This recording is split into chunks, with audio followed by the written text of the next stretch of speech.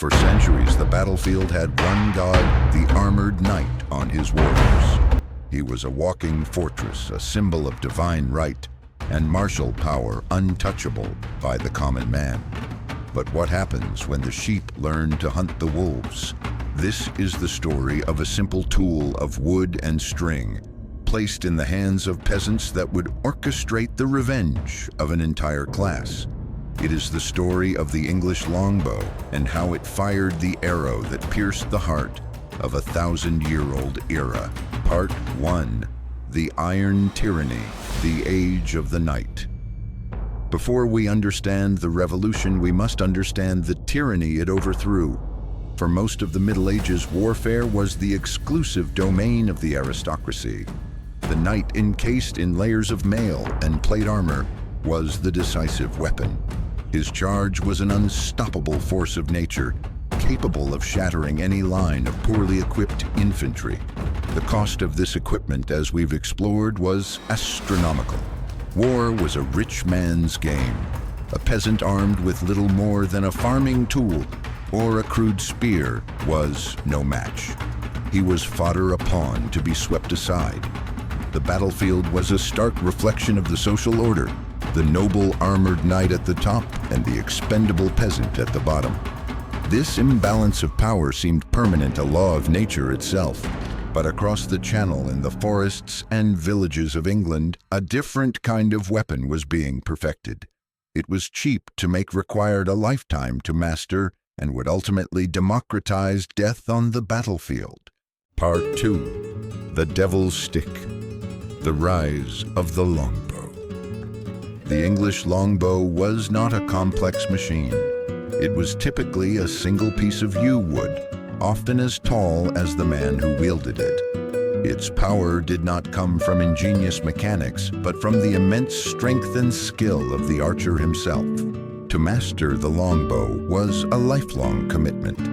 English law at times even mandated that every able-bodied man practice archery on Sundays after church. From boyhood, they would train, developing the powerful back and shoulder muscles needed to draw a bow with a weight of over 100, sometimes even 150 pounds. This was not a weapon you could simply pick up and use. It was a skill woven into the very fabric of their culture, and the result was terrifying. A skilled longbowman could fire 10 to 12 arrows per minute. A volley from a few thousand archers meant a storm of 30,000 arrows raining down on the enemy, a cloud of death that darkened the sky. These arrows, tipped with specialized arrowheads called bodkins, were not meant to be elegant. They were designed to do one thing: punch through armor. The age of the untouchable knight was about to face its first real test. Part 3. The Storm of Arrows, the Battle of Crécy and Poitiers. The first hints of this revolution came at battles like Crécy in 1346. A smaller English army, composed mostly of common longbowmen, faced a massive French force of noble knights. The French charged, as they always had, expecting to sweep the peasants aside. Instead, they rode into a hurricane of steel-tipped wood.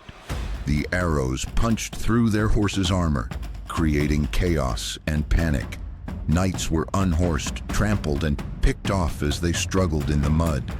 The French nobility was slaughtered by men they considered their social inferiors. The lesson was repeated at Poitiers 10 years later. Again, the longbowmen proved their devastating effectiveness. But these battles, as shocking as they were just a prelude. They were the tremors before the earthquake. The single day that would forever be remembered as the death of the chivalric ideal was yet to come. And it would happen on a muddy field in northern France. But before we arrive at that fateful day, there was another factor at play. It wasn't just the weapon, but the mindset of the men who wielded it. They weren't fighting for honor or glory. They were fighting for something much more pragmatic, and that secret advantage will become clear as we witness the final revenge. Part 4. The Muddy Grave. The Battle of Agincourt, 1415. October 25th, that 15, St. Crispin's Day.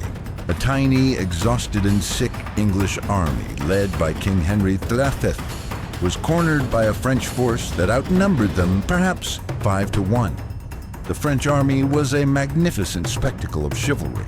Thousands of the greatest knights and nobles in France resplendent in their polished plate armor. They were confident this would be a slaughter, and it was, but not the way they expected. The battlefield was a freshly plowed field soaked by days of heavy rain. It was a sea of thick, sticky mud. The French knights, arrogant and eager for glory, decided to charge on foot. This was their first fatal mistake. Encased in 25 kilograms of steel, they could barely move. Every step was a monumental effort, sinking them deeper into the mire.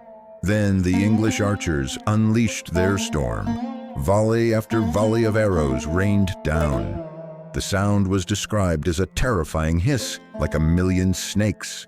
The arrows pierced helmets, found the weak points in the armor, and most importantly, tore through the less armored ranks of crossbowmen and men-at-arms. As the French front line collapsed in chaos, knights slipped and fell, and once down, they could not get back up.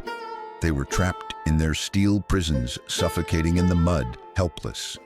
The English archers then dropped their bows, drew their daggers, mallets, and axes, and waded into the struggling mass of French nobility. They systematically slaughtered the trapped knightsmen they would normally never dare to even look at. They were not taking prisoners for ransom. This was not chivalry. This was extermination. Agincourt was more than a battle. It was a social massacre. It was the day the peasant, armed with his humble yew stave, proved that a lifetime of training and tactical discipline could defeat a fortune spent on steel. The longbow didn't just kill knights, it killed the idea of the knight as an invincible force. It proved that war was no longer a game for the rich, but a deadly business for the effective. The era of the armored cavalry charge, which had dominated Europe for centuries, was over. A new age where disciplined infantry and missile troops would decide the fate of battles had begun. This journey to uncover the brutal turning points of history, where the powerless find a way to fight back, is our core mission. If you believe these stories of revolution deserve to be told, the most powerful way to show your support is by hitting the like button. And if you want to continue this exploration into the end of an era, then subscribe to The Knight's Journey and ring the notification bell, because the next episode in our Decline of Knighthood series will explore the weapon that made even castle walls obsolete.